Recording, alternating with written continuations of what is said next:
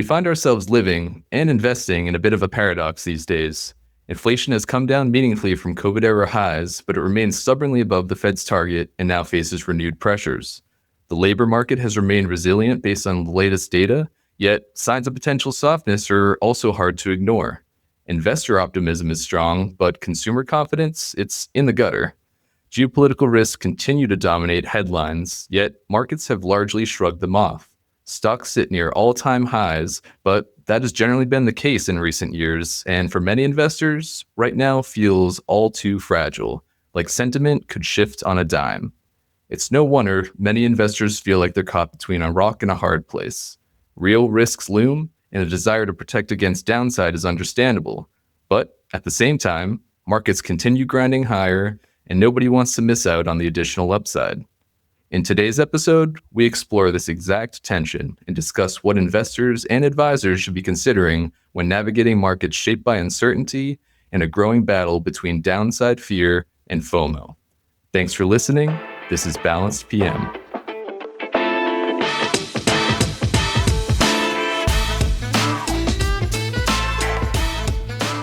Welcome, everyone, to episode 2 of Balance PM, an XYPN podcast where we prioritize context over conviction to help you make better portfolio management decisions. We're your hosts, Joe Dunn and Andrew Almeida, coming to you from XYPN Sapphire. Each episode will explore key principles behind investment management and portfolio construction through thoughtful, in-depth conversations. From timely discussions of current events to the review of evergreen portfolio management concepts, we plan to cover it all. Before we get into it, let's let our Chief Compliance Officer relax a little bit and get that disclaimer out of the way. This podcast is produced by XYPN Sapphire, an SEC-registered investment advisor that is wholly owned by XY Planning Network. We're part of the same XYPN family, so we may make references to the larger network, and that's okay. This content is intended for educational purposes only and should not be construed as investment advice.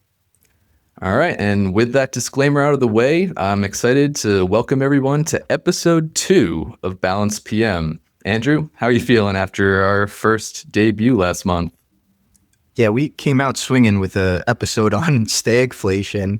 I'm loving it so far, Joe, and things are feeling good. Summer's here. It's warming up. Let's do episode 2.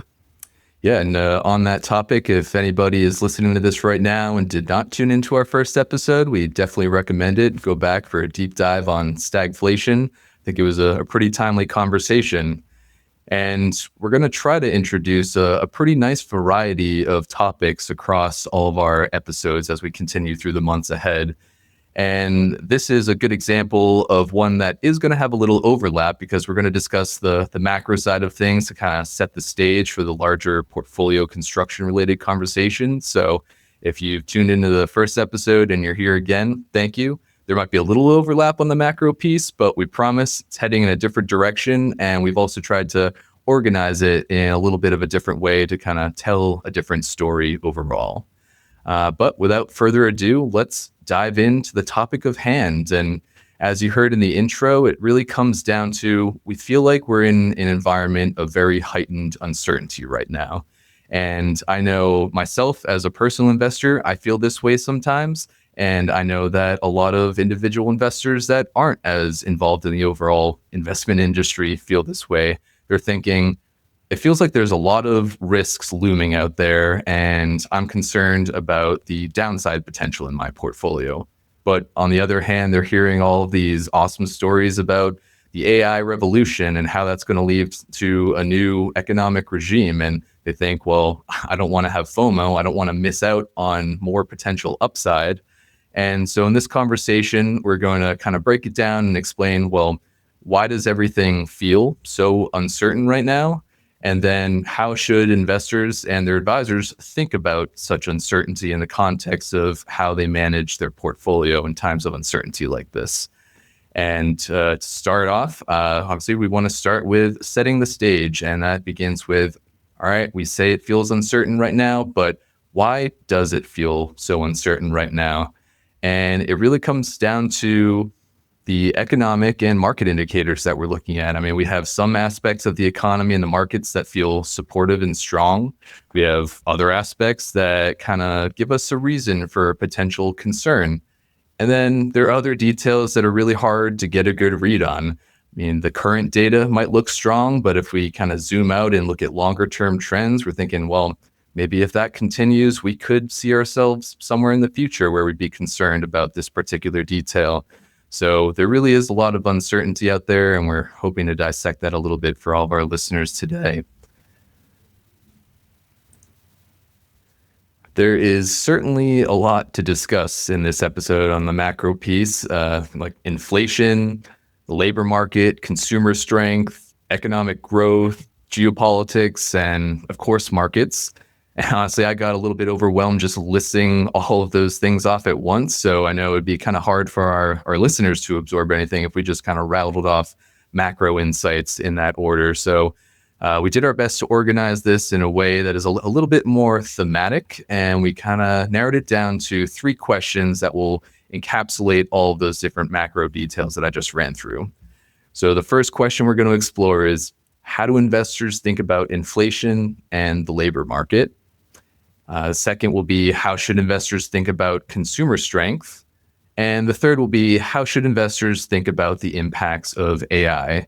And Andrew's going to cover what's looking good on all those fronts, aka the case for why investors might have FOMO. And I'm going to cover the flip side of that, why we might have some reasons for concern and why investors might be a little bit more focused on the downside risk.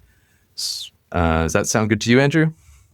Yeah, super excited about this one. I have to say, this market might be feeling a little bit like the New York Knicks. Can this really keep going? I think that's the FOMO side. Like, is it really good?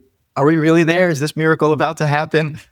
So there's a lot to be excited about on the upside. I'm happy to get into those parts of the conversation. But overall, we'll get into the portfolio managed piece in the later half of this as well to talk about how to position portfolios. So I'm really excited for this conversation, Joe. Yeah, well, if nothing else, the Knicks and the markets certainly have some strong momentum right now. So it's looking good for your Knicks. All right, so let's start with the first of those 3 questions on the agenda, and that's, how should investors think about inflation and the labor market? And Andrew, I'll tee you up for the first part of that. And so, what's looking supportive and what's the case for FOMO when we're thinking about inflation and employment? Yeah, well, we have seen historically higher inflation, whether it be the 70s or post-COVID, right? We've come down from the post-COVID highs. That's certainly positive.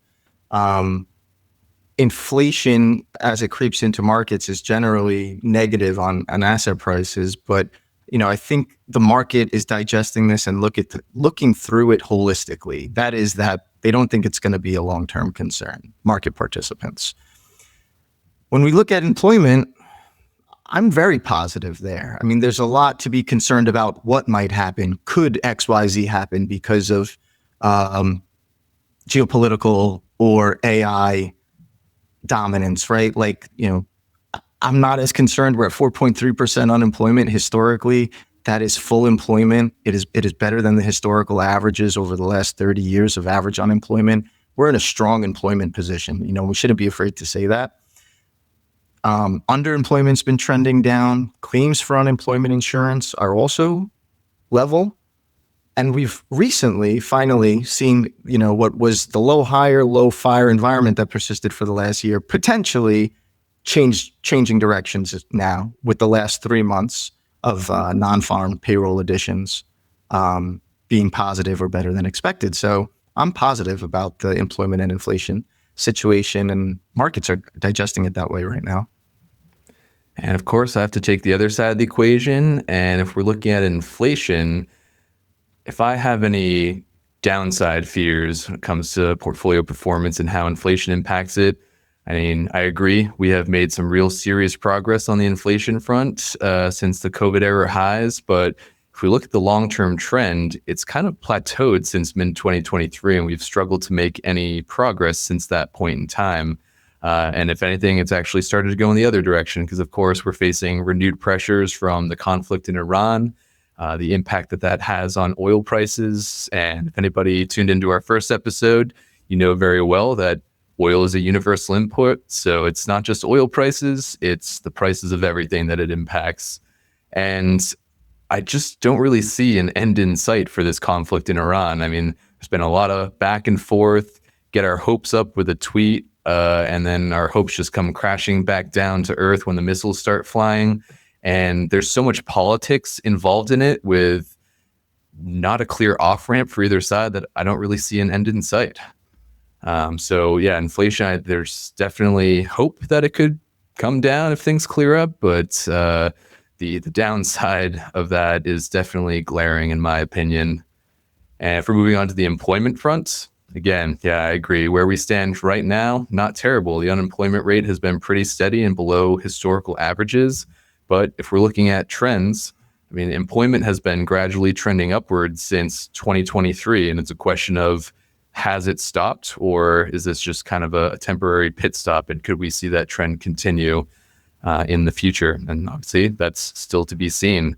I mean, we did have the last 3 non-farm payrolls, to your point, showing strong momentum with an average of about 157,000 jobs added over each month.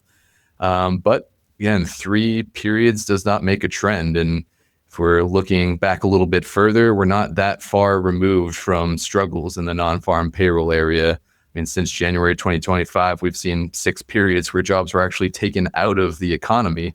And the most recent one was not long ago at all. It was February of this year, 2026, where the economy lost 156,000 jobs.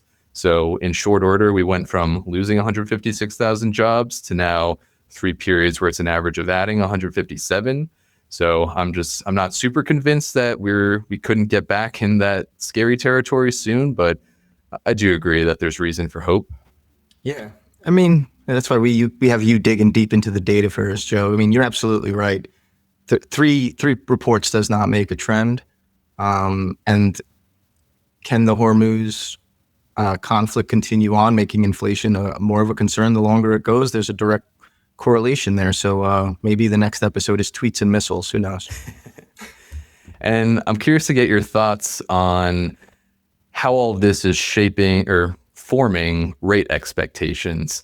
If we have any investors or advisors that are paying attention to what expectations are for what the Federal Reserve is going to do over the rest of the year, they might have a little bit of whiplash at this point in time, because if y'all recall, when we came into 2026, the market was pricing in expectations for Federal Reserve rate cuts. But now we're actually looking at implied expectations of more than 50% that the Fed will increase their federal funds rate by the December Federal Open Market Committee meeting. So with such a drastic change in a relatively short period of time, tying that into the inflation and employment conversation, how should investors be digesting that? Yeah, I like your analogy again on whiplash, because, you know, when rates are low, or if the market anticipates the Fed cutting rates, well, that's your foot on the gas pedal. And now we might be at a base case of no cuts, no rates. Are we about to press on the brake? And if rates go up, we are very much pressing on the brake. That is, the Fed needs to increase interest rates to combat inflation. So the longer inflation goes on, the harder we need to press on the brakes, right? The worse the whiplash might be. I think it's also really important to remember that the actual expectations aren't necessarily the story. It's what's driving those changes in expectations. And looking back at recent changes, we have a few different drivers that tell different stories. I mean, the first big bump in terms of people moving from, all right, we expect Fed cuts to now we expect Fed rate increases. Big first bump came from inflation fears and people thinking, all right, Strait of Hormuz situation is going to increase inflation. The Fed's going to have to stay higher for longer, or even, like you said, step on the brake even harder to curb those rising prices. But if we look more recently, the time frame for expected rate increases actually got moved up a little closer in time. And that came from the other side of the spectrum after we got a surprisingly strong employment report, which you'd think is a good thing. But that sent rate expectations higher because I assume market participants were like, well, now the Fed has more flexibility to only address the inflation side of things with higher rates without as much of a fear that higher rates will have a negative impact on the employment side of the picture.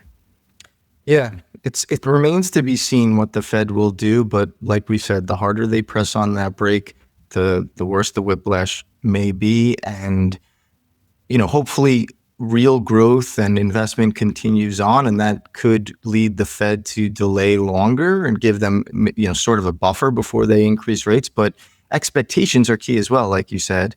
If a hike is unexpected but happens, that's when you'll see more of a negative market reversal in terms of just pricing. When an unexpected event, especially when it comes to rate expectations and hikes,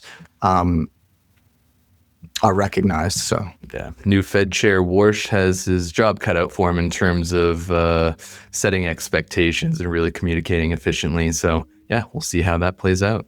All right, but let's move on to the second question on this macro part of the agenda, and that's how should investors be thinking about consumer strength? And again, Andrew, I'll let you take it away with what's going well for the consumer and what's supporting the case for potential FOMO. Well, if investors and advisors haven't heard it by now on the number of calls they get on, I mean, we're all aware consumer is the largest part of GDP. It's the largest part of our economy, right? So it is important to pay attention to how the consumer feels, how they act. It may not always be correlated with market pricing, but if we're just going to look at the consumer and their health, I think we're in a good position. I said how positive I am about where we are in the labor market. Any bleeding seems to be slow and not rash, changes in employment like we saw in COVID or in recessions. So there is a positive undertone in the labor market still, despite what might be in the headlines. Personal income and spending have shown mostly positive growth. And if we're going to look at the other side of the coin, because there is another side to spending, and that's saving. So if we're not confident in the spending numbers or we're wary, where can we look into deeper data? We could look to the personal savings rate. Consumers are consuming. And how are we seeing that? Well, personal savings rates are going down. Now, traditionally, not always, but if we see personal savings rate go up, it's more likely assumed that that's because investors or consumers, are pulling back on spending. And it's a real sign of fear showing and reflecting the pocketbook and how they decide to use money. So overall, trending down in personal savings is also, I would think, positive in terms of spending, which is positive for growth. Yeah, saying they don't feel the need to have a significant cash buffer. So yeah, I could see that. But again, I'm taking the other side of the coin here. And I think this is a fun one to actually have the case for downside fear on the consumer front, because there's a few notable instances of reasons to be concerned. And first, I know, we talked about the labor side of things. I'm not going to rehash that.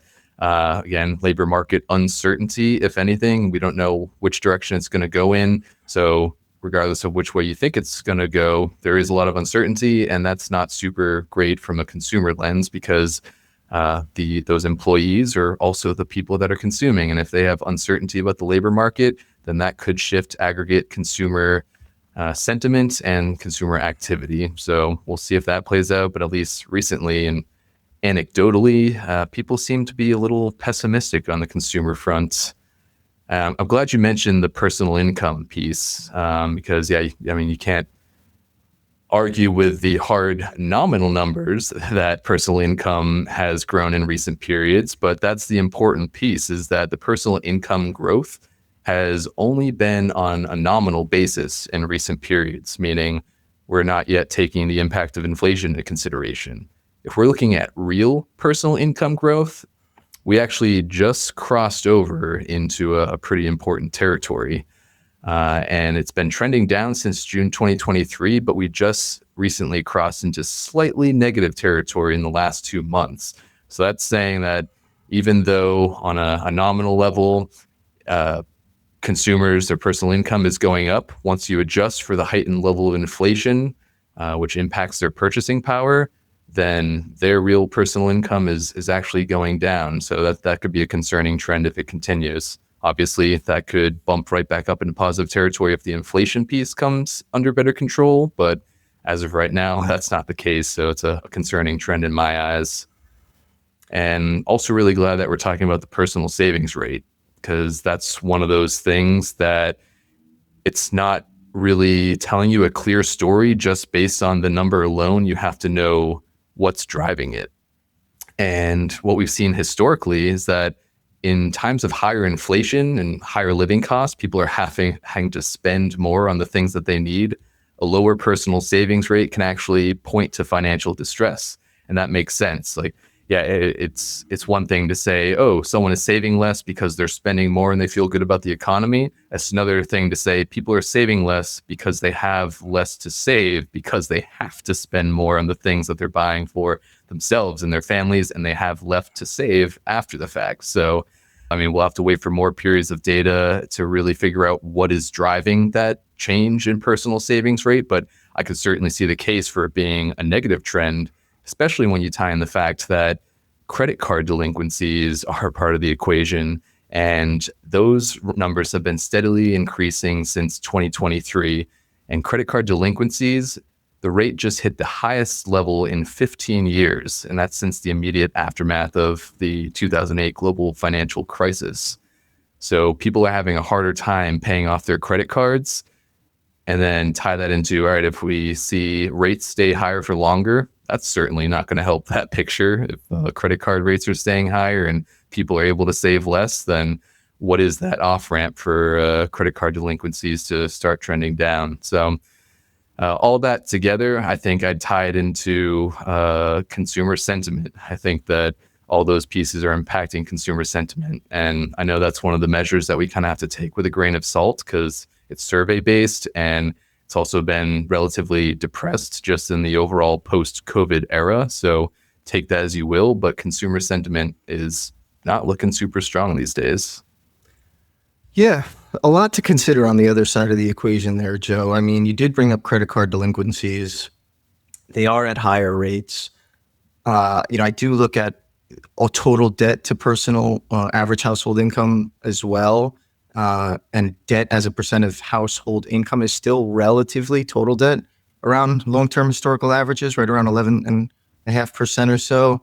Mm-hmm. But the point you made about wages and inflation, inflation eating away at wage growth is a statistic that did just change. That is, inflation now, the rate of inflation, or CPI, let's use, is higher, roughly around 3.8, 3.9% higher than wage growth. When wage growth is outpacing inflation, whatever those numbers are nominally are less relevant, because people are still earning at higher rates, and their incomes are growing faster than inflation is growing. But now inflation is growing faster than income, and that's when you start falling behind. So it will be important to see how long this trend persists. Yeah. And again, I think a lot of it comes down to more of the inflation side of that equation than the income side. And we're not expecting a huge uptick in personal income on a nominal basis. So hopefully the inflation piece will come under control and we can at least get that real personal income growth. Let's move on to the third question in this macro section. And that's, how should investors be thinking about AI? And I know, Andrew, you probably got a lot going on in your head in the AI space. I know you do. You could probably do 5 hours straight on AI, but again, we want to bring this back to the investor and not what's going on in the back of your mind, because we want to keep this a little short. So take us through how investors should be thinking about AI. And also let's use this section to open it up a little broader too, and just think about the actual market piece of the equation. Yeah, a lot going on in my head about AI for sure. But how is the market digesting it? I mean, like we said earlier, markets looking through inflation. Well, a lot of that has to do with the confidence the market has in the productivity gains of AI and the long-term disinflationary effects. I think the market is signaling confidence in that is how it is being perceived. Overall, the AI story is one, in my eyes, of real growth because of real spending. when people and investors see market prices accelerating, there's a lot of why that goes behind that. And that will differ by company, but by and large, it's not simply that our investors are paying more for the same level of earnings. Investors are paying more for growing earnings, for growing industry, for an entirely new growing innovation that is just beginning. So there's a lot of growth out on the horizon. And I think there's a lot to be excited about in terms of AI. The market has obviously been driven by that narrative to, where we're starting to hear new pieces of jargon, not just FOMO, but FEMO, right? The fabulous earnings momentum that is out there. And that is driven by AI. Companies are earning real money. I think if we looked at the Mag 7 versus the 493, earnings growth in the Mag 7 is double in terms of how quickly it's growing, roughly 32%, 33% versus 15, 16% of the remaining S&P 500. So these companies are growing at twice the rate. And then if we look across the board, just for the first quarter, overall earnings growth, as framed by the S&P 500, this quarter, first quarter 2026 versus last year, 85% of S&P companies reported positive EPS upside surprises with 28% earnings growth compared to last year. I mean, the numbers are outstanding and supportive of a bullish market. I'm excited about that. I know there's a lot of reasons why people might be fearful. I know you're going to get into that side, but even just looking at the valuations, on a forward basis, we're at a 21 PE. That's, not terribly high considering the growth rates that were just quoted. But please, let me know what people are thinking and feeling on the other side. Yeah, and this topic is honestly one where I find myself most on the fence because from a fundamental story, I agree fully that AI in terms of productivity gains and what we're seeing with earnings growth is super supportive. And yet, even though I believe in the long-term story of AI, I can't shake this feeling that something could go wrong in the intermediate term, I guess you could say.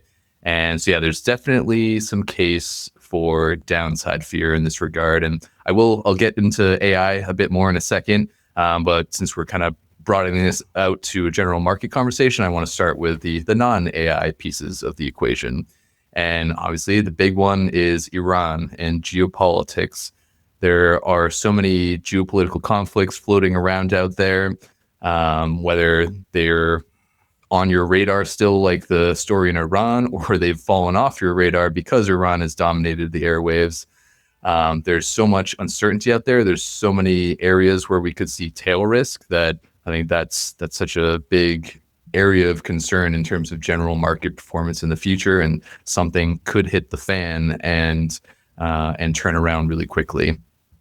And the other piece that's not necessarily AI related is just the sustainability of the earnings growth. Yeah, you saw that even outside of AI, other companies and industries and sectors are doing really well with their earnings growth as well.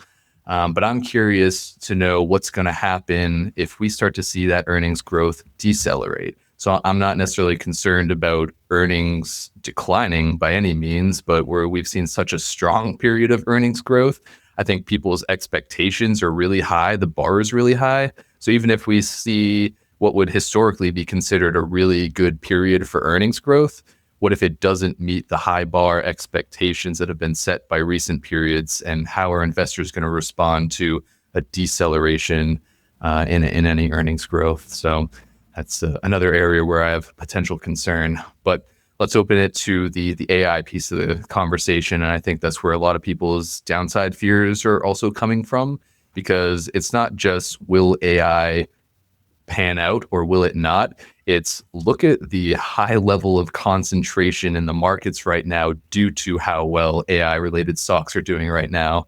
Again, if we're using S&P 500 as like a general framework of the stock market, then we're looking at the top 10 constituents of the S&P 500 making up roughly 40% of the index. 40%.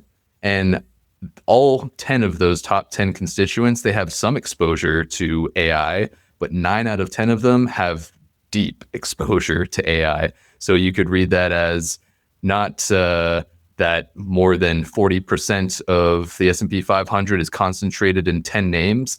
It's also more than 40% of the S&P 500 is concentrated in AI. So I like people like to think of the S&P 500 as a diversified way to enjoy the stock market, but now you could see it as a pretty strong AI play. And if I kind of broaden out beyond the S&P 500, just to give everybody a little snapshot of what else is happening in the market, year to date, 2026, just under 50% of all new investment grade corporate bond issuance is directly tied to AI. If we go down the credit spectrum and we're looking at junk bond issuance, just under 40% of junk bond issuance year to date is directly connected to AI. And then if we get a little even more specific and we're looking at the venture capital space, nearly 90% of new venture capital funding is directly tied to AI. And that one makes a little bit more sense because I know VC is all about the what's new and what's the future. So AI is obviously the dominant theme right now. So I'm not super concerned about that. But it's just kind of, I think it's helpful to lay out these statistics to show concentration risk goes beyond what's in the S&P 500. And there's concentration risk in other areas of the market that people are less familiar with. But that doesn't mean that it can't have some sort of contagion effect if something goes wrong in one of those corners of the market. And the last thing I'll say, because there's a lot of risk on the concentration front, but other than just like the AI concentration, I think it's not just the number of constituents and the portion of the index, but it also comes down to the concentration in fundamentals, earnings growth concentration.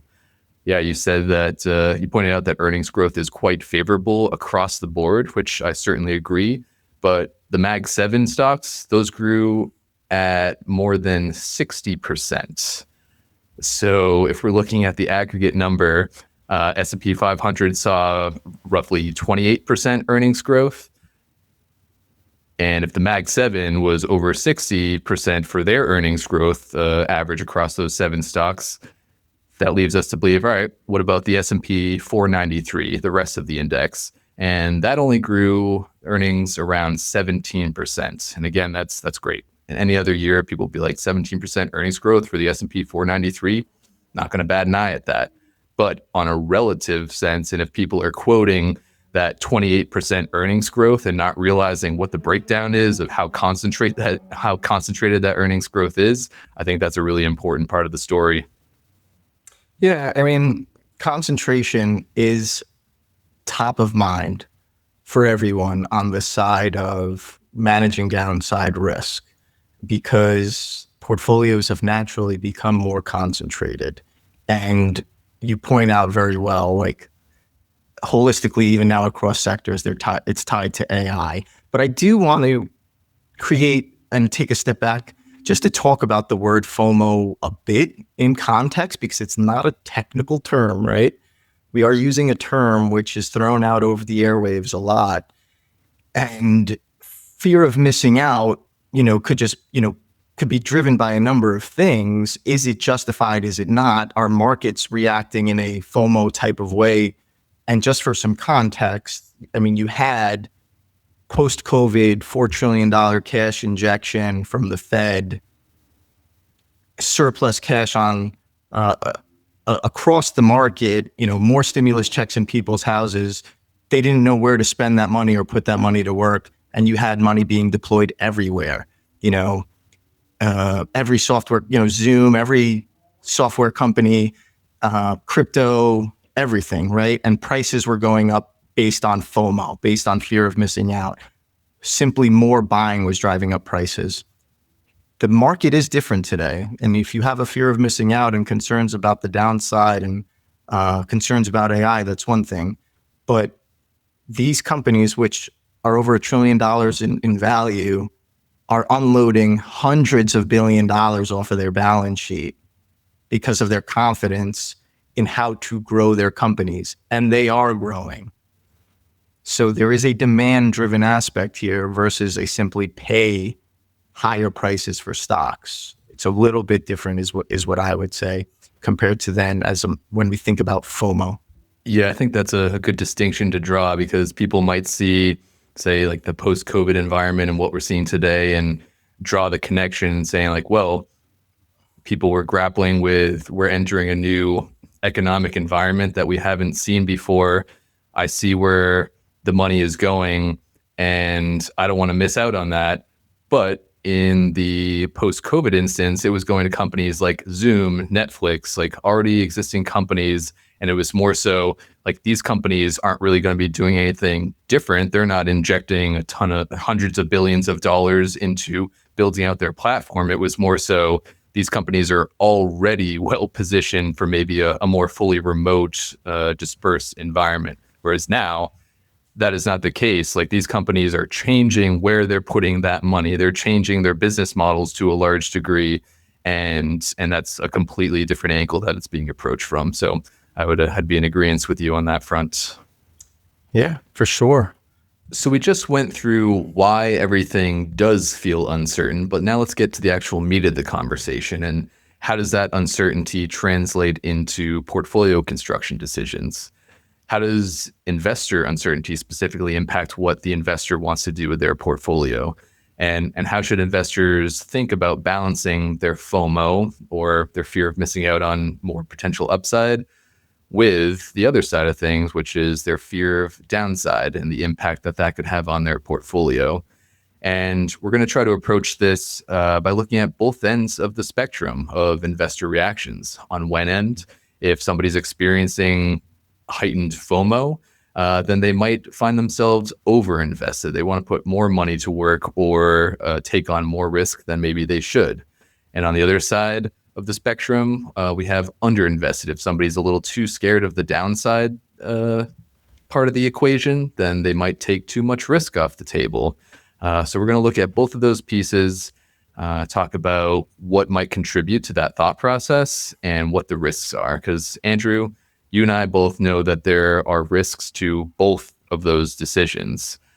So let's start with the underinvested side. I think that's where a lot of investors start when they're approaching the topic of uncertainty. They're just getting scared. So their reaction is to be less exposed to the market. So what is it that leads to investors being underinvested, and what are the risks that come with that? Yeah, great topic and question, because it's important to frame this at a high level, but also with the recognition that this is situational for every client.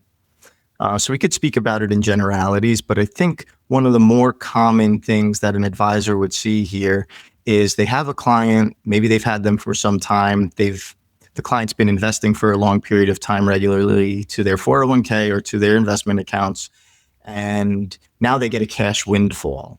And they're back in control of a large sum of money, and they need to decide what to do with it. And in this market, it's happening a lot with companies IPOing and investors getting new sums of money that they are questioning whether they should put to work. If they're feeling wary about that, well, what are they missing out on? If they decide to keep that cash on the sideline and say, hey, maybe right now is not the best. I'm going to wait. I'm going to wait things out a week. I'm going to wait things out a month. Well, you're losing to inflation every day, right? The opportunity cost of keeping that money not invested, you're losing the compounded return that you and your advisor probably started off with a sound plan about how to get to some goal, right? So you are actively making a choice probably to step away from that if you're keeping cash on the sideline. You're losing to inflation, probably losing to taxes. Even if your money market's spitting out 3.4%, I mean, headline inflation's above that right now. So yeah, it's not keeping up. Yeah, and the truth is, so many studies, we've all seen them. I know there's one from JP Morgan that shows that over a 20-year period, if you miss just 10 of the best trading days, your return would have been cut in half, right? So let me just say that again. Missing 10 days within a 20-year period, if you missed those days specifically or decided to sell on the wrong days or not push, you got a cash inflow on one of those days, didn't put the money to work, you missed out on serious returns. So there is a lot to the school of when you get the money in hand, put it to work. And those days happen to be around the times when there's a lot of uncertainty. Yeah, I mean, you see the biggest market reversals and some of the biggest upside days, like we did last year. I think we had a 9% day in late April post the Liberation Day tariffs, when the market digested it and said, you know what, not an issue. And then boom. So you don't want to miss that. And can you speak a little bit to like what are some of the thought processes that might be going through an investor's head that make them kind of forget about their long-term goals and what their planning expectations were before the uncertainty came? Like what changes? Well, one thing that's going to change for the investor is their time horizon, right? You have this time horizon compression. Now that'll be different for everyone, but young guy like yourself, Joe, you get a cash windfall, you still have a long-term time horizon, right? Mm-hmm. You can still live at your expectations to retirement or life expectancy would be that you're going to live through more than one more market cycle or two more market cycles. So your time horizon is still long-term. So don't get too focused on risk. Yeah, don't get too focused on the near term and what's happening around you today when you still have a long-term time horizon. Of course, that might be different for someone who's closer to retirement. You also have prospect theory, is why people would refrain from actually putting that money to work, is people fear loss greater than they feel rewarded by gains. And, that is a cognitive bias. Again, something that you would want to have talked through with your advisor when you initially start a relationship about times like this. Yeah, prospect theory says that the pain from loss hurts roughly twice the joy that you get from gain. So I guess it does kind of make sense why people would want to avoid that 2 times pain. But how about the other side of the coin? If we just talked about what the risks are and what leads to somebody potentially being underinvested, how about somebody being overinvested and potentially maybe getting ahead of their skis? Yeah. Also a good one. You see this happen a lot, especially when markets are doing very well. Joe Dunn gets his cash windfall. He sees all his friends making money in Anthropic and in this coin or that coin, and they worked at companies that their shares are IPOing, and now you have a fear of missing out like everyone else. One danger that comes from that is putting money into higher risk assets that are outside of the norm of your portfolio plan. Let's say you have more money, you're feeling more confident. Now you're going to put it into more risky assets. Certainly warrants a conversation with your advisor, but to just willy-nilly buy the highest risk assets because you feel like you've missed out on the return that others have gotten. Right now, I think that's most evident probably with everyone wants in on the SpaceX or the Anthropic IPO. Are you buying at a top? I mean, from an insider's perspective, they're certainly bringing these to market so they can liquidate and sell their shares at favorable valuations that they like. So Always consider that on the other side of the equation. There's real biases, again, cognitive biases that come with this, the recency bias of returns, the keeping up with the Joneses or comparing yourself to your neighbor. So it's not as easy to always say, yeah, get the money to work right away. Well, don't just put it anywhere. Yeah, I think the recency bias, I would expect that would be one of the more dominant impacts on somebody deciding to be overinvested. Again, we keep coming back to the example of someone in my age group who's on the younger side. And if we're thinking about recency bias, that's, all right, what are the market environments that they've experienced? And we have been privileged to enjoy such a long period of incredible returns.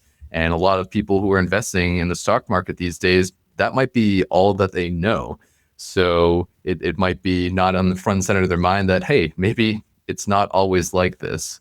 And especially when you tie in, there's definitely a real piece of like narrative addiction, and people are really tied into financial media and what they're saying. And for better or worse, the financial media tends to be a little bit more biased to the upside, because it's kind of like talking your book in a way. Like people, you want it to do well, and so unless there's any really glaring reasons to say that things aren't going well, then what people are paying attention to is often on the bullish side of things, and that can really influence how they view the market as a whole.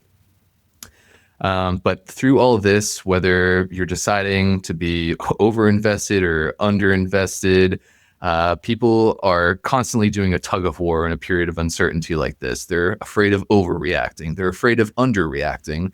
And a lot of times that can lead to a bit of decision paralysis where just nothing happens.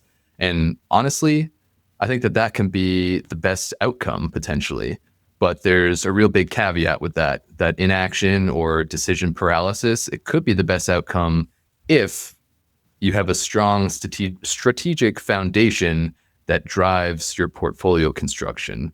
So let's get into strategic portfolio construction and what a strong foundation would look like to help you navigate a period of uncertainty like that. And in my head, it starts with consistency and process.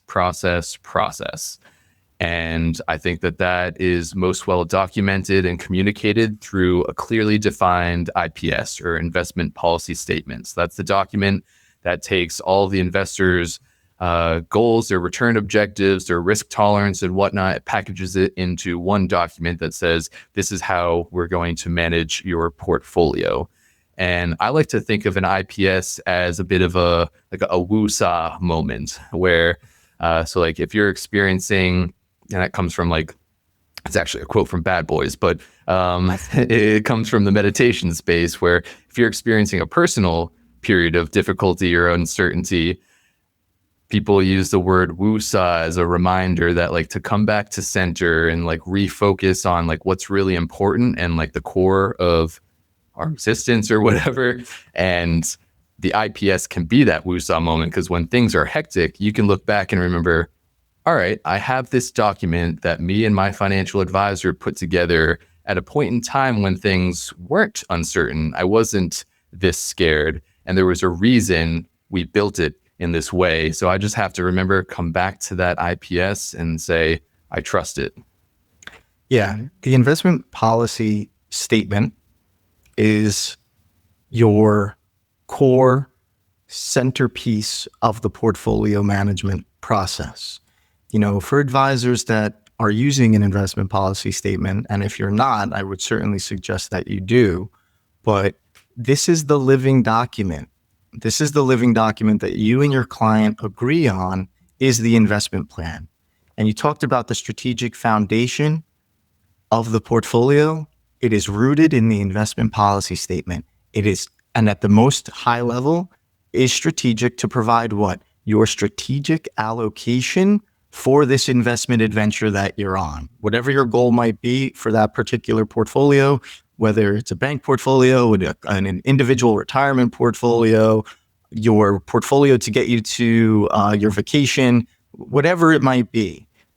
The strategic allocation is the mix of stocks and bonds that you and the advisor have agreed on is the right mix to get you to that end point. And during times of turbulence, you may say and go to your advisor and say, should we do this or should we change that?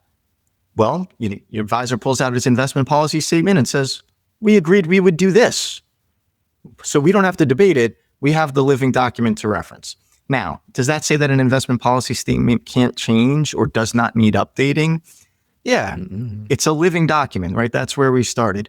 But what should dictate that change? That change should be dictated by a change in the investor, in their life, not necessarily changes in the market. Now, if over time frame, their willingness to take risk is totally or impacted by how markets have changed, well, yes, then something has changed with the investor, and we can get into those components of risk. But more importantly, it is a change to that personal profile or the portfolio profile versus what's happening in the market that would dictate why you change the plan. Right. Yeah. And it's important to note that we do stress discipline when it comes to following the IPS, but discipline does not equal rigidity. Like you said, it's a living document. And as personal circumstances change, yeah, IPS should change. But as market circumstances change, unless that coincides with personal changes, stick to your guns and know that the IPS is there for a reason and it aligns with your long-term goals. Let's move on to the actual contents of the IPA, and this kind of ties in some nice, timeless portfolio management principles that I think should be addressed in every IPS. And those are the things that should not be just thrown to the side when uncertainty arises. But Andrew, you and I both know that the answers to a lot of the questions that lie within an IPS, those questions are very personal to each individual investor. And we'll leave that piece to the financial advisors to really directly have those emotional conversations with clients and figure out what their IPS should look like. But luckily, we can kind of approach it from more of a general sense and look at what are some of the major components of an IPS and how do we think about them in terms of uncertainty. And I think that one of the biggest pieces of an IPS is risk tolerance. So Andrew, take us through kind of how we think about risk tolerance in terms of IPS construction and tie it into the topic of uncertainty. Yeah. This is really most important for me. It's forefront, assessing risk being the top of mind and really at the leading the construction of an investment policy statement. And why is that? You cannot determine how you position the assets without understanding two things about your client. That is their ability to take risk and their willingness to take risk. Now, if you're a new financial advisor, you may be getting a lot of contacts from all these service providers and they have all these tools and they all do something different. You have to shape what's right for your practice, but you do need to assess two things to get a proper risk assessment of a client, no matter what tool you're using, right? So on the ability side, that is how much can the client take risk from more of a mathematical perspective, right? We think about how much liquidity they need, how much cash they need on a monthly, annual basis, what their time horizon is for that particular goal or for that portfolio. How long can the money stay invested, right? And then their overall financial wherewithal. What is their income? What are their expenses? What are their assets? How many children do they have? What do they want to do with those assets at the end of life or end of retirement or when they reach their goal? So all the collective happenings around their financial wherewithal and what their ability is to take risks is what you're considering on the ability side. And, it doesn't necessarily also mean the more money you have, the more risk you can take. Someone with a lot of money might be living with, expenses right up to that level as well, and they don't have a high ability to take risks. So ability is very important for an advisor to dissect from a quantitative standpoint. And I think this is a good point to mention that, like, when we're talking about risk tolerance, the ability piece, that's probably a portion that I would think wouldn't change based on what the stock market's doing. No, not at all. And that's goes right back to what we said about when you change an IPS or what warrants the change for that. On the other side of the risk equation is willingness, more qualitative. How much investment knowledge does the investor have? What is their personal experience with investing? How do they feel about loss aversion? Do they hold to those prospect theory numbers that they feel twice as bad about a loss as they do about the benefits of a gain? So, right. And then volatility aversion. I call that the can you sleep at night? If your portfolio moves down by 10%, can you still sleep at night? And you want to consider the client's willingness along with their ability to come up with an overall risk profile that helps you set up the asset mix to meet the objective. And that's the return side, but we could touch on that also. Yeah, and back to just kind of how an IPS is a living, breathing document. On the willingness side, like you said, since that is so connected to investment knowledge and personal experience, if we're talking about this in the context of a period of heightened uncertainty, this might be the first time they're experiencing that. So that might genuinely change their overall risk tolerance, even if their ability to take risk hasn't changed. So it could be a good time to consider reassessing the risk tolerance of clients when we find ourselves in a new environment like this. Yeah, and so much more has come out around behavioral finance theory, where, traditional finance theory was so built into just the numbers and the economics and the data and the ability side. But more and more tools have come to life and about for advisors to use to assess the behavioral willingness side as well. And it goes to the whole behavioral finance studies. And another big piece that we find in every IPS, or at least we should, is some diversification parameters. And I kind of want to start our conversation on that front by talking about classic asset class diversification. You kind of alluded to this before. We're talking mostly stocks and bonds and cash if we're thinking about just the classic asset class diversification. So I'm kind of wondering how you think about that in current day. I know we've seen some periods where bonds have not done what we wanted them to do. They didn't really provide that ballast in a time of uncertainty. So how should investors be thinking about classic asset class diversification in periods of uncertainty like this?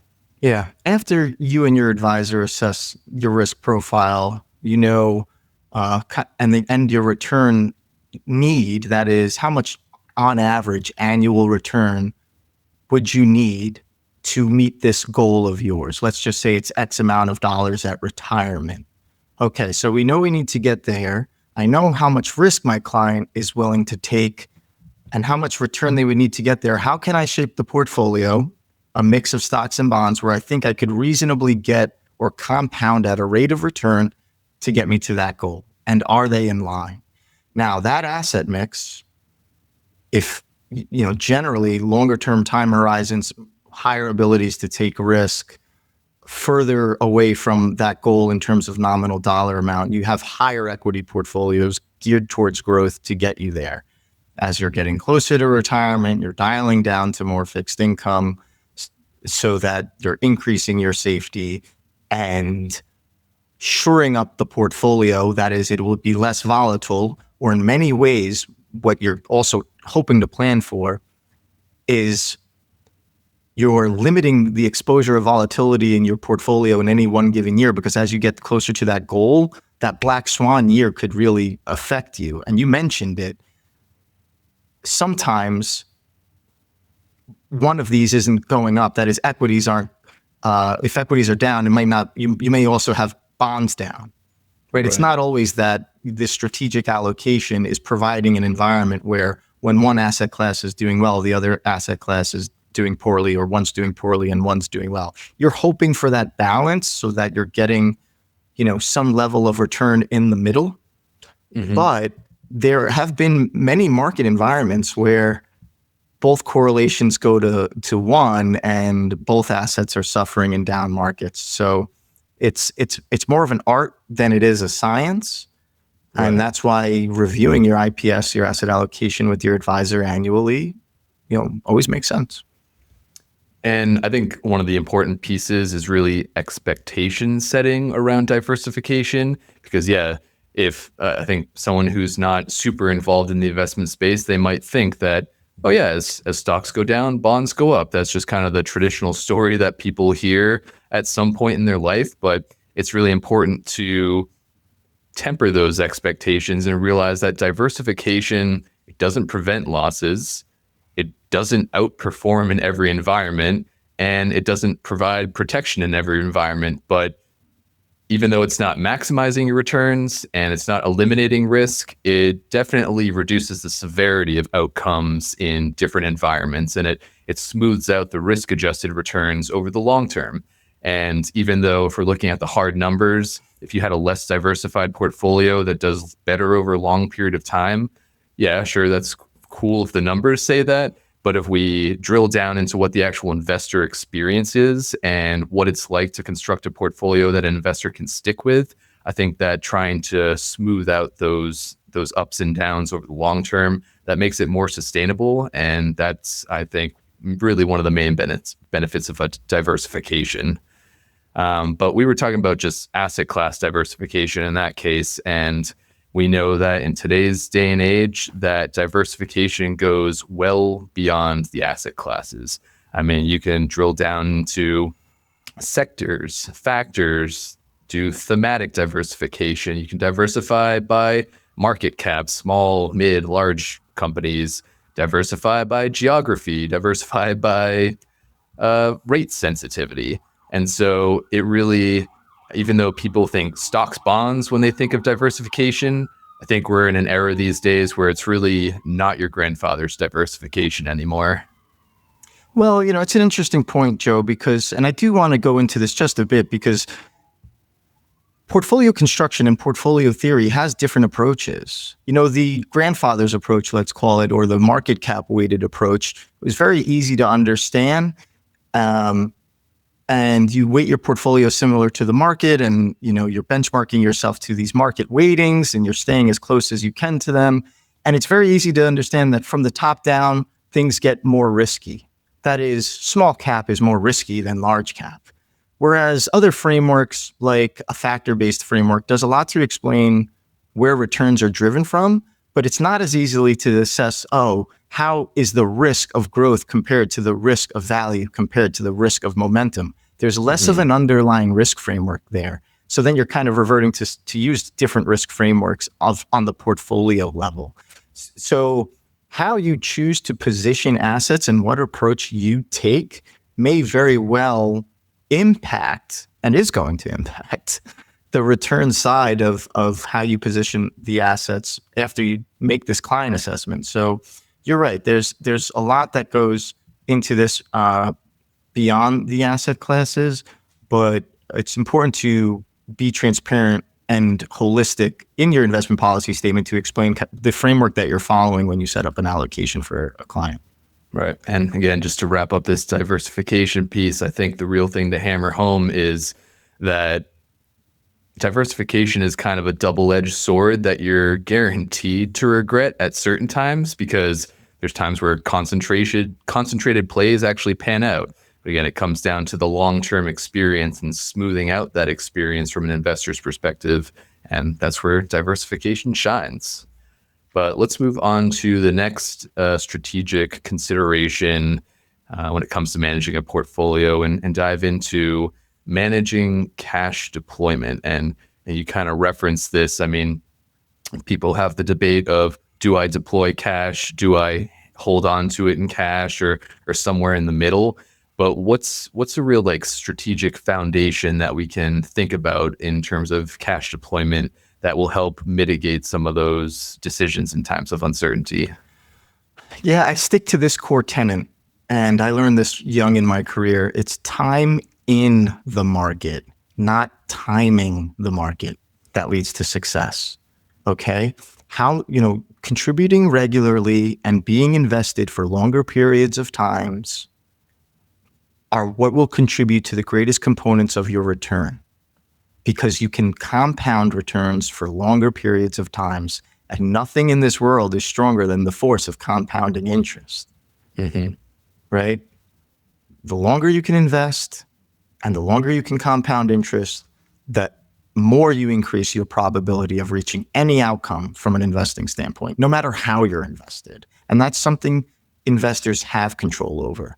How we shape the portfolio to manage risk to something we don't have control over, what the market does, is the portfolio management piece. But investors should really pay attention to what they do have control over. And that's how they contribute and for how long.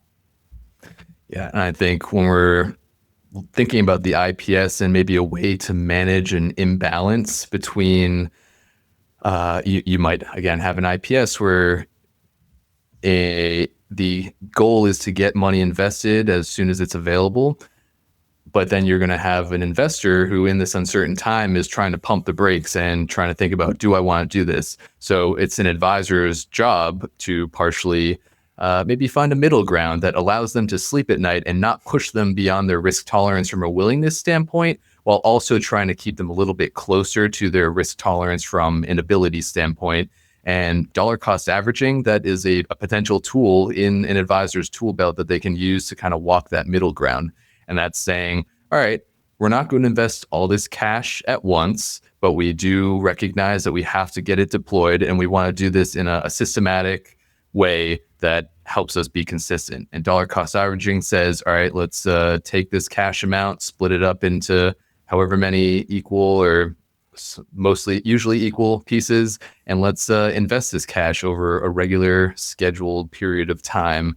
So we can kind of walk that middle ground, get you invested without dumping it in all at once and making it harder for you to sleep tonight. Yeah. When you get that cash windfall, if you're a middle career person, and you Bonus don't know what to do season. with that amount of money right away, a DCA is a way to meet in the middle and start getting that money to work. And now we're kind of moving away from components of an IPS, but still thinking from like a foundational, strategic point of mind. And I think one of the big things that advisors can help investors do, or investors can do for themselves in a time of uncertainty, it comes back to recenter on your long-term goals. During periods of uncertainty, those long-term goals can become a little harder to see because you got so much noise blocking you in the meantime.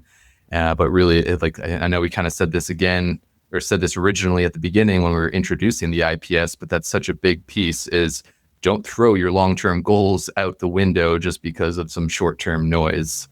And I think that a piece of that equation is a lot of investors tend to get trapped into this way of thinking. It's benchmark relative investing, and people might look at the S&P 500 and even though they're a little bit worried about what might be lying under the hood and they want to take risk off the table, they're also afraid of underperforming. But I mean, that underperforming versus the benchmark, I feel like from an actual investor standpoint, yeah, psychologically, it might be a huge impact. But in terms of long-term portfolio management, the benchmark is your financial goals. What is it going to take for you to live your best life and reach your financial objectives?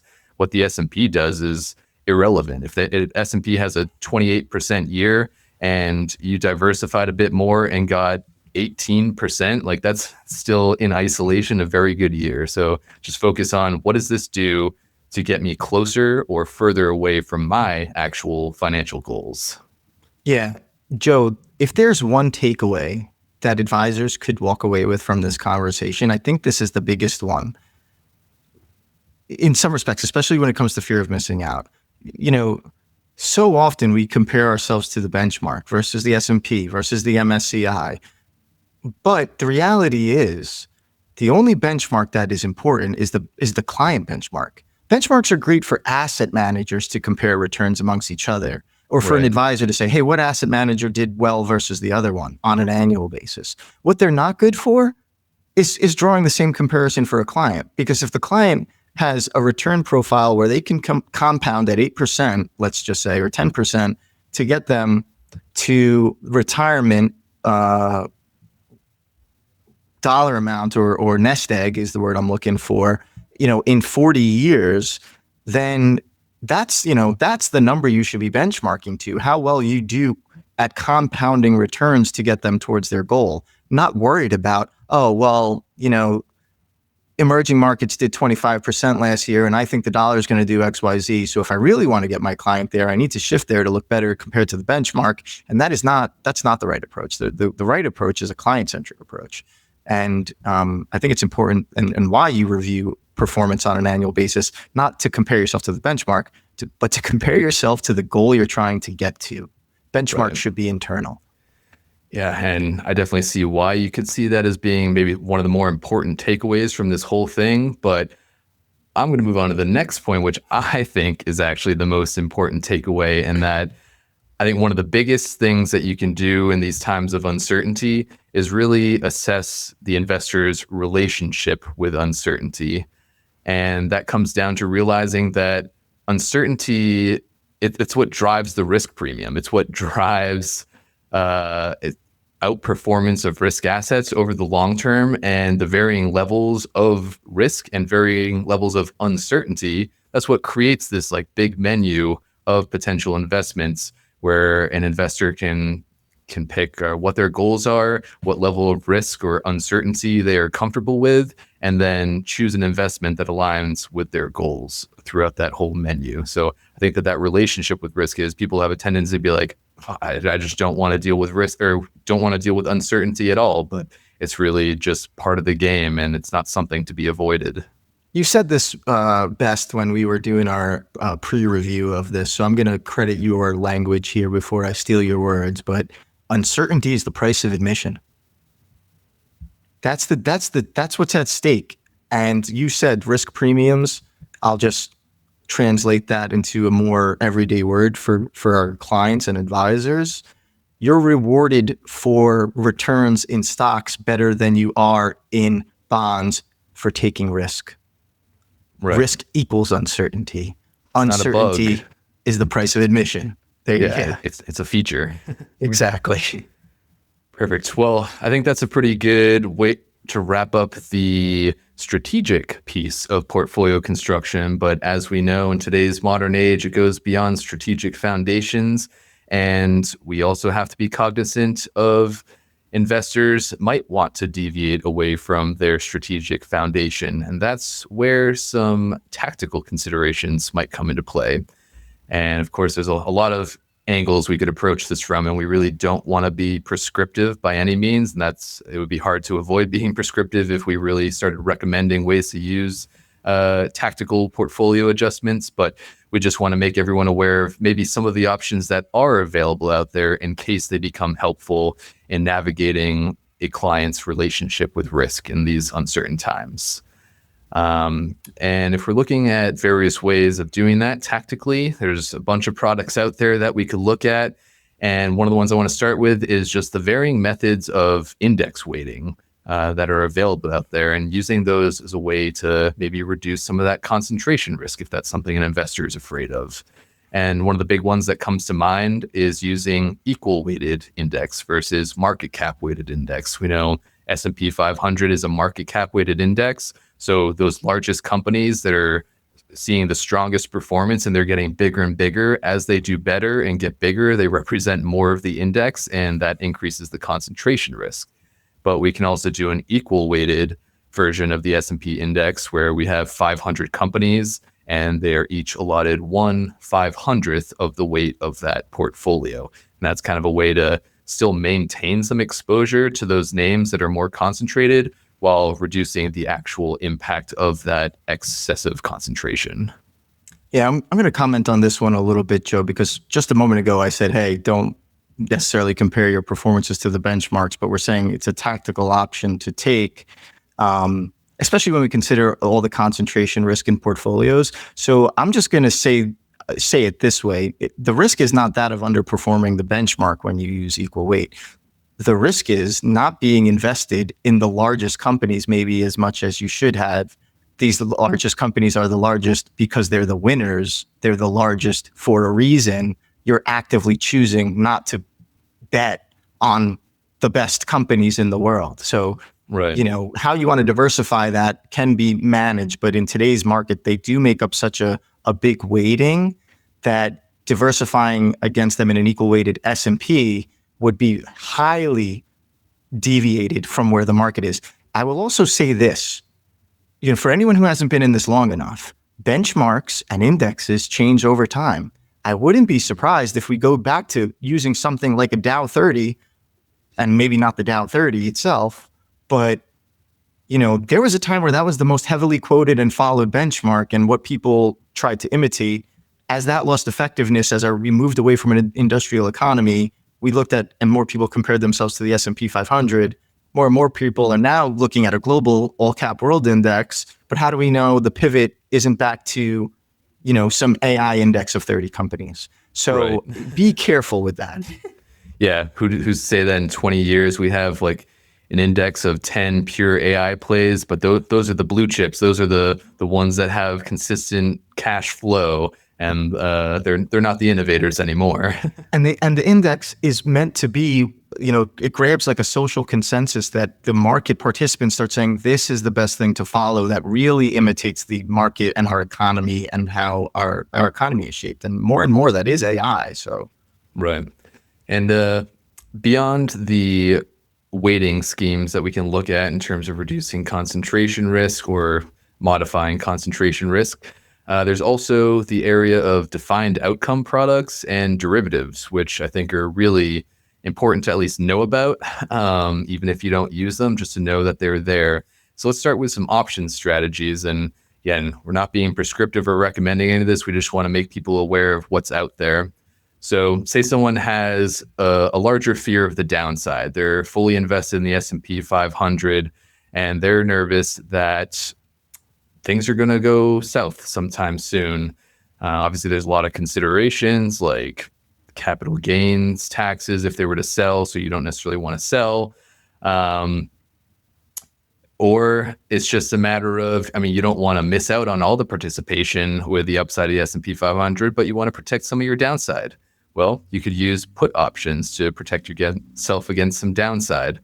And obviously there's a cost that comes with that because you have to pay for those options. So it could end up not panning out well, but it's a way to take some risk off the table and minimize your downside risk. On the other side, you have call options. Maybe you don't want to actually be directly invested in these Mag 7 companies, but you also want to have some exposure to potential upside if they really take off. Call options might be a way to do that, where you don't have to buy the securities directly, but if they perform strongly in the future, you're paying a premium to enter that options contract. But if things go well, then your options will do well. And if things go poorly, the most risk that you're putting out there in terms of the options trade would be just losing the premium that you paid to buy that option. And then there's option strategies that allow you to kind of look in both directions. So I think this is a good one for right now because we're talking about uncertainty. People see the reasons that things could keep going up, but they also see reasons why things could come crashing down quickly. Maybe they want to entertain an option straddle. So that's a combination of a call and a put. So it costs a little bit more because you have to buy two options. But if there's a big move in either direction, then you're able to participate in that. So there's a wide range of option strategies, and these are relatively complex investments that are hard for a lot of retail investors to wrap their heads around. So it's important that there's an educational component of this as an advisor if you decide to use these with your clients. But it's certainly a tool that you can include in your tool belt. Yeah, I think the big place this is coming up today is that there are a lot of advisors dealing with clients with concentrated positions. They're looking for solutions. Options is one of them to help manage the risk around a concentrated position. It's certainly not for play, right? I don't look at options as something to say necessarily, I just say, maybe I'll participate a little bit. I look at it more of as a tool to help manage risk. Again, putting risk at the forefront of everything. Be cautious and work with a professional who understands how these instruments work. And that's why it's definitely under the tactical side. I don't think I'd recommend ever seeing option strategies in most of the foundational aspects of an IPS for most retail investors, but something that you can use if the situation fits. And kind of tying into that, there's another area of the market where it's defined outcome products, structured notes, buffered ETFs. I won't dive into it too much because it really comes back to it's still using derivatives. It's put options, it's call options, and derivative contracts that these investment companies just package together. And they do it in a way that creates an easy story to tell. You can tell the investor can be told, all right, if say S&P 500 performs one way versus another way, this is how your product will perform. There's a way to build in some customization so you can have different levels of upside participation and downside protection. And again, these are sophisticated products. I remember my previous role, I was a structured product analyst. And one of the big things I did was just weed through the prospectus of a structured note and try to translate it into terms that the investor and the advisor could understand. And it's more complicated than you'd expect. So if you don't understand it, that's a good sign that you probably shouldn't be invested in it because you don't know if you know how it's going to pan out. But again, just want to put it out there because it is out there in the product landscape and it could be useful in some advisor situation or some investor situations. And I just kind of want to wrap all that up by highlighting that with everything that we just went through from a tactical standpoint, it's not a free lunch. There are costs involved with it. Whether it's options, you're paying premiums to enter into those options contracts and they may or may not pan out. And especially with structured notes or buffered ETFs, it's all about a trade-off between if you want to protect some of your downside, oftentimes you're going to have to give up some potential upside. So you might enter a buffered ETF that protects you from a 20% decline in the S&P 500. But if the S&P 500 does really well, then the structured product or buffered ETF might not perform as well as the actual index did. So there's always another side to the story, and that's really important to take into consideration with these tactical moves.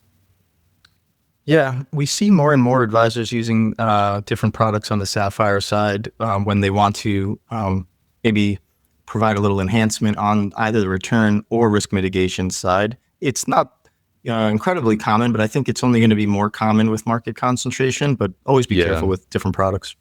And for any of our XYPN advisors that are listening, if this does interest you and you're not familiar with it, don't just dive right in, but we're happy to have conversations with you and take more of an educational angle when we're having this conversation. But I want to wrap up this tactical part of the conversation and move beyond products and just think about some short-term process improvements or considerations that we might be able to take into consideration during times of uncertainty. So one of those things is rebalancing opportunities. So how do you think about rebalancing opportunities in such uncertain times? Yeah, well, if there's more volatility, you can take that in your rebalancing strategy one way or another. That is more frequently rebalance to your targets, or let them drift and participate in that upside if you think the volatility is going to happen to the upside. In a well-crafted IPS, this is generally defined in advance. So advisors take different approaches, whether it be quarterly, annually. That really is up to the advisor. But with that volatility, there's also other opportunities to, make adjustments to the portfolio, especially when it comes to things like tax loss harvesting. Mm-hmm. Volatility in the portfolio might mean the opportunity to take and harvest, recognize a loss, bank that loss against future gains to avoid future taxes. And you could always replace that position which you sold at a loss with a similar position that you would expect to perform similarly. This has been great in the world of ETFs when you can swap, Vanguard S&P 500 fund for the iShares S&P 500 fund and recognize the tax loss harvest. If you're an individual security investor, that might mean swapping Coke for Pepsi, but most of our investors are invested in ETFs. Yeah, but it's just a matter, like we kind of said something similar at the end of episode 1, you got to look for the silver linings if you find yourselves in an environment of turbulence. And if you have securities that perform poorly, then hey, harvest those losses and take the tax benefit. It's the least you can do if you're not happy with the actual performance. But I think that is a great place to wrap it up, Andrew. And so I just want to kind of sum up everything that we went through and give our listeners something cleanly packaged that they can walk away with. In many episodes, we're going to strive to provide actionable takeaways relevant to the topics discussed. But in this case, with a topic centered around uncertainty, the takeaway is a little bit more philosophical than actionable. In the current environment of heightened uncertainty, many investors ask themselves, how do we solve for all of this uncertainty?